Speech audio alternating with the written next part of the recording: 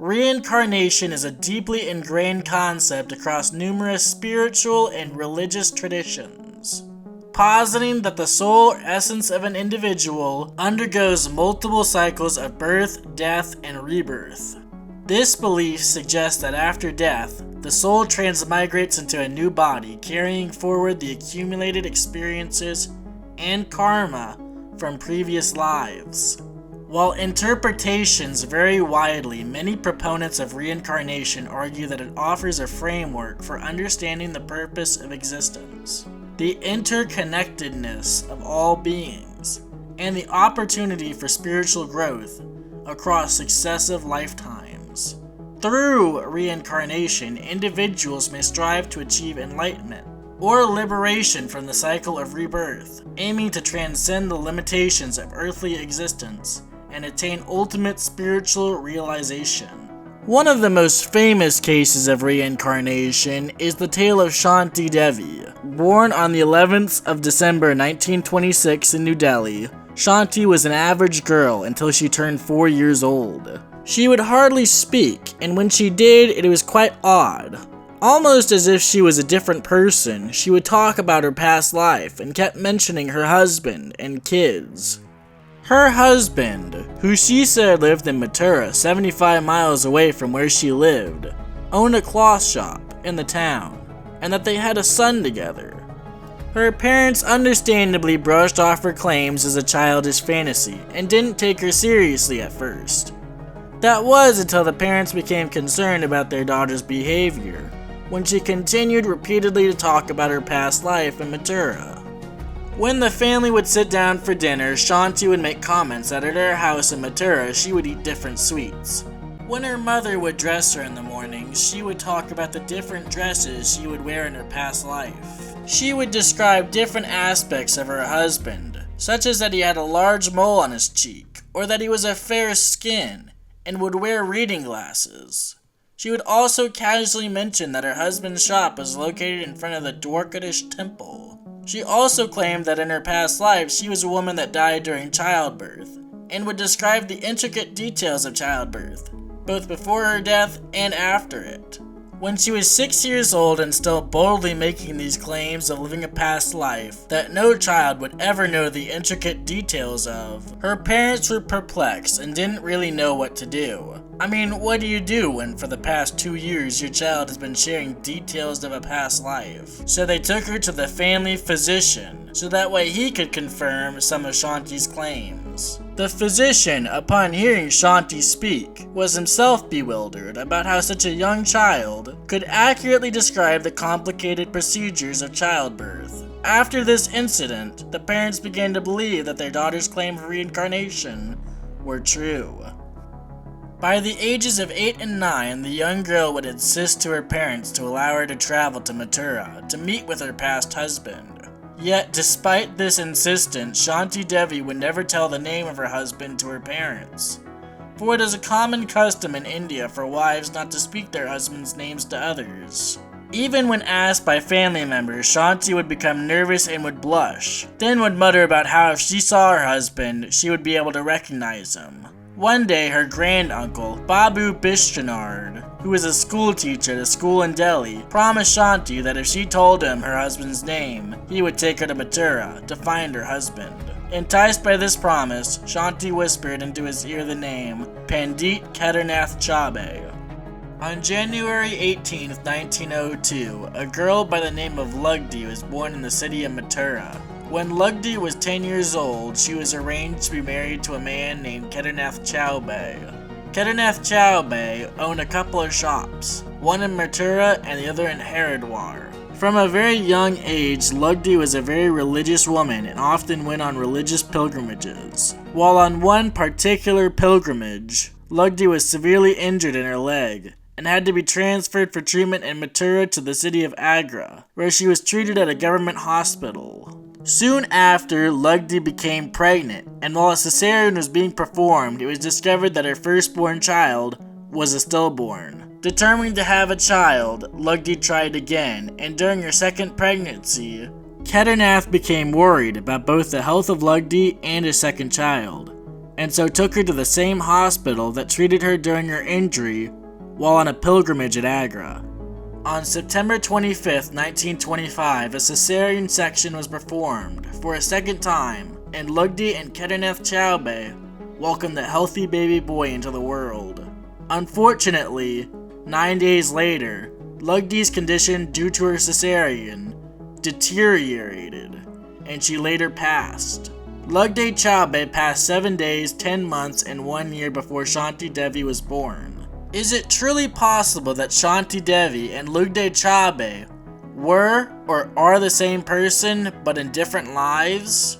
With this information, Baba Bishchanard can now get in touch with Kedarnath, and so wrote to him explaining all of Shanti's claims, asking if he would be interested in visiting the family in Delhi. Now, Kedarnath did confirm all of these claims, but if someone wrote to you saying that their grandniece was actually the reincarnation of your dead wife, you too would also be a little skeptical. So Kedarnath wrote back saying that his cousin Kandeep Panjamal, who happened to live in Delhi, would meet with them just to make sure nothing was sketchy about this encounter.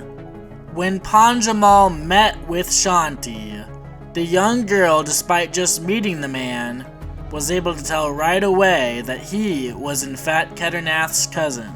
She then proceeded to describe certain aspects of her house in Mathura, then told Panjamal something that only she would have known, that she had hidden some money somewhere on the property, and that if he takes her there, she'll show them the location of the money.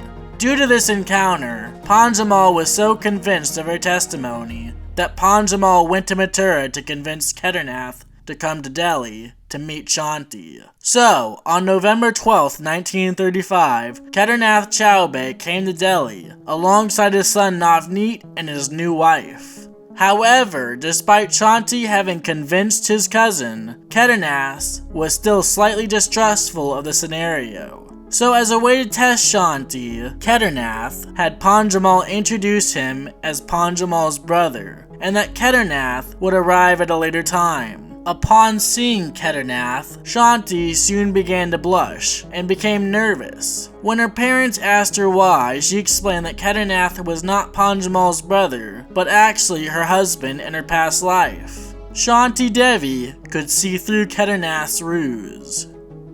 When Shanti's mother started to prepare dinner for her guests, Shanti requested she make stuffed potato parathas and pumpkin squash, as that was one of Kedarnath's favorite dishes. Kedarnath was astonished by this response. How could this young girl know what his favorite dish was, despite having just met him? Kedarnath would often give her little tests, asking if she could tell him anything unusual about Lugdi that only she would know. She responded with a strong answer telling him, yes, there is a well in the courtyard of our house, where I used to take my bath.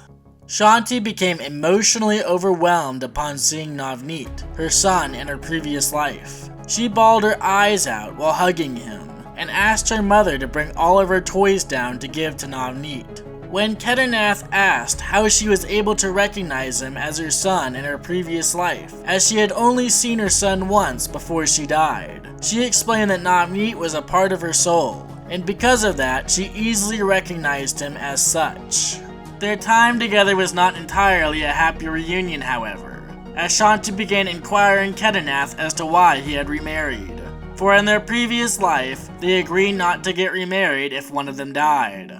Kedarnath had no reply to these questions. Kedarnath noticed certain similarities between Shanti Devi and his past wife, Lugdi. Before turning into bed, Kedarnath requested that he be allowed to be alone with Shanti to discuss Lugdi and their life together. During this time together, Kedarnath became totally convinced that Shanti Devi was his past wife, Lugdi Chaubey. In the morning, Kedarnath had to leave to go back to Mathura. When Shanti found out that they were leaving, she became very upset. She began to beg and plead with her parents to allow her to leave to go to Mathura with them, but her parents would not allow this. Soon, Shanti Devi's story spread all around the country. It was widely covered in the media, and many intellectuals became invested in the story.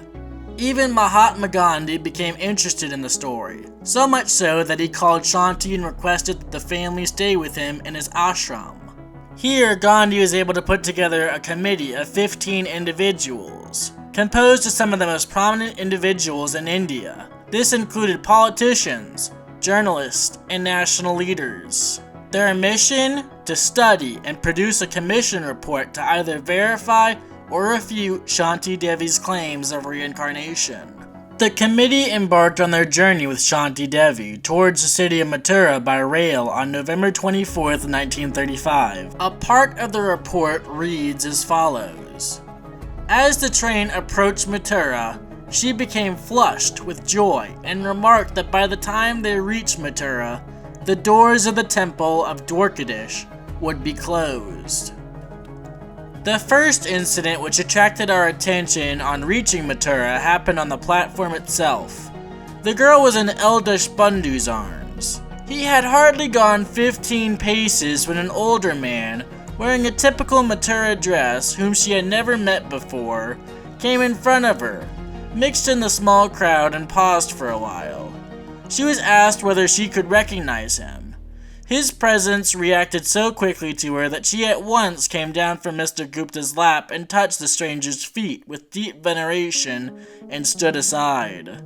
On inquiring, she whispered in Eldesh Bandhu's ear that the person was her older brother of her husband. All this was so spontaneous and natural that it left everybody stunned with surprise. The man was Babu Ram Chaubey, who was really the older brother of Kedarnath Chaubey. After arriving in Mathura, the committee rented a Tonga and allowed Shanti Devi to give instructions to the driver.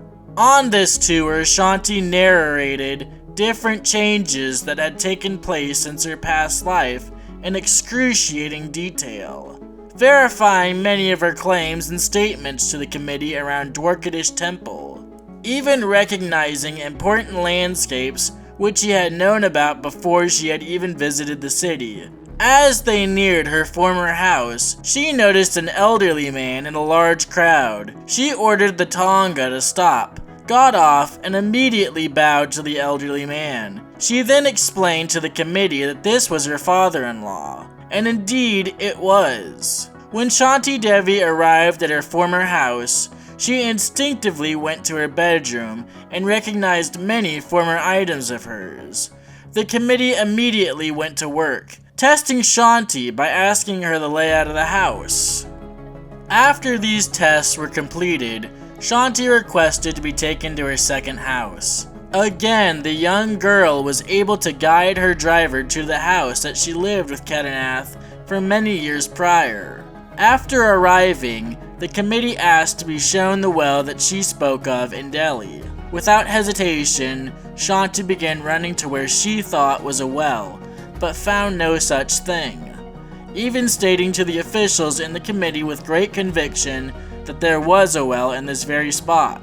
Kedarnath, who was watching all of this unfold, walked up, pulled out a brick from the ground, and sure enough, a well was in fact there. The committee also inquired about the money that she hid inside of the house. The girl took the committee to the second floor of the house and showed them a flower pot where she said the money was behind. But just like the well, when Shanti Devi pulled back the flower pot, there was no money. Yet Shanti insisted that there was money there before. Kedarnath then confessed to both the committee and Shanti Devi that he took the money that was indeed behind said flower pot after Lugdi's death. She was then taken to her parents' house, where at first she mistook her aunt for her mother, then corrected her mistake and proceeded to sit in her lap. Afterwards, she successfully recognized her father. This reunion was very emotional for everyone involved, as they burst into tears and hugged each other for a long period of time. This reunion scene emotionally moved the members of the committee. Through this, the committee published a commission that concluded, though controversial, that Shanti Devi was in fact a reincarnation of Lugde Chaubey.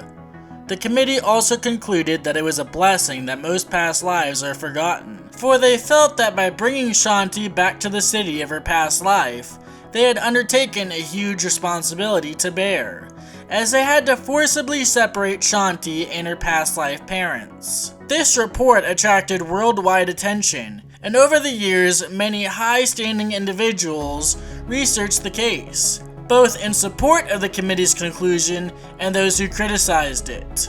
In 1936, a hypnotic test was performed on Shanti. Some highlights are read as follows. Girl. Lugdi is dead. Now Lugdi is getting up from her bed. Hypnotist. Whether Lugdi is getting up or her soul, the body is already dead. Girl. Yes, the body is on the bed. Her soul is getting up. 4 men wearing yellow underwear are standing. They also have thrones. And there are 3 saints in blue, black, and white clothes. Girl. Now Lugdi has reached God. She has a piece of paper with a written note in hand. She is showing the note to God. Bad people are crying. Hypnotist. What is Lugdi doing now? Girl. Now Lugdi is coming downstairs of gold and silver now.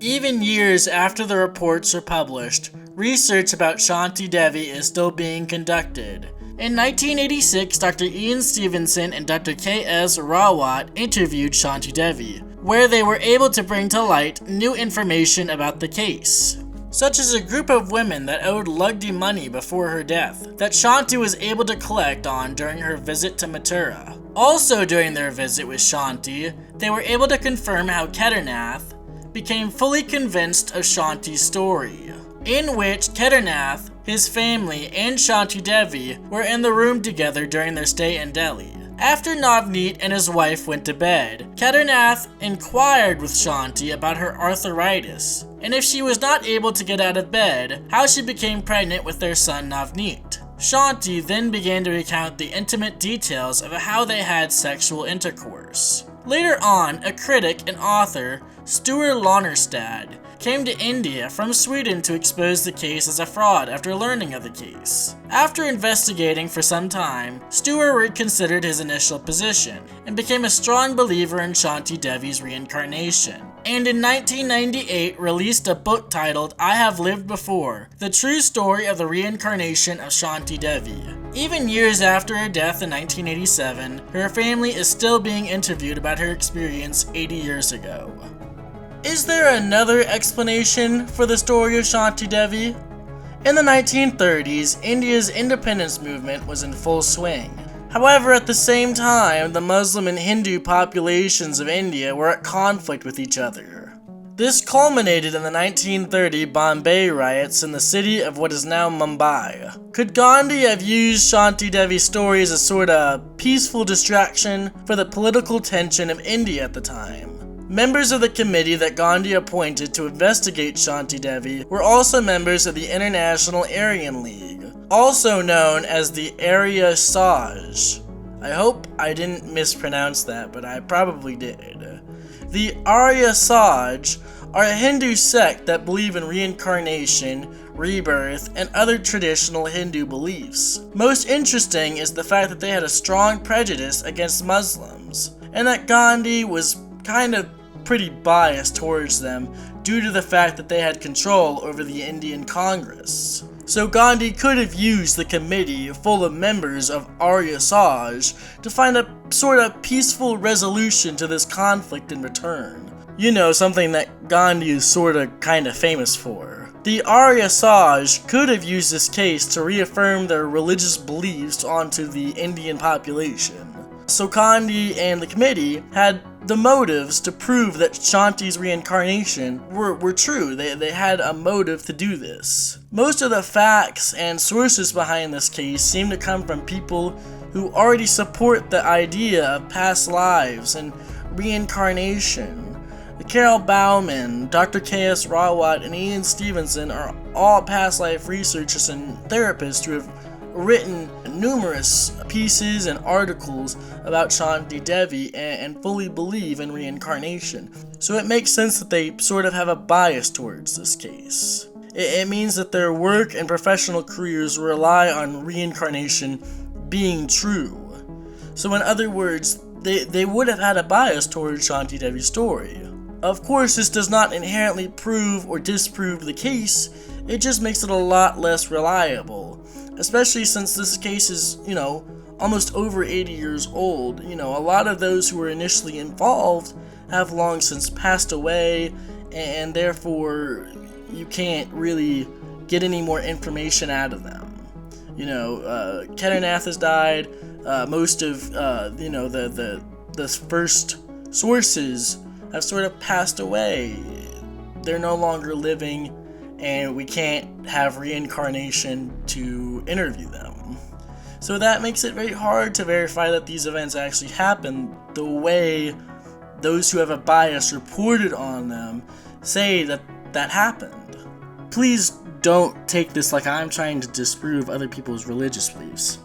I am not trying to prove or disprove other people's religion. That's not what I'm about, or what this video or channel is about. You know, I'm a religious person myself, so it'd be pretty hypocritical if that's what I was trying to do. What I'm trying to do is just be unbiased with my sources and tell the story from both sides of the spectrum, because both sides of the story are very, very critical for this case. You know, I leave it up for the viewers and anyone who watches this video to decide what they think of the case. You know, do you believe that Shanti Devi's story is true or untrue? Why or why not? I'd like it if you could discuss it in the comment section below. I'd love to see what others think about this case. As always, please leave a like and subscribe if you like this video. Catch you next time here on Kinospiracy. I'm out.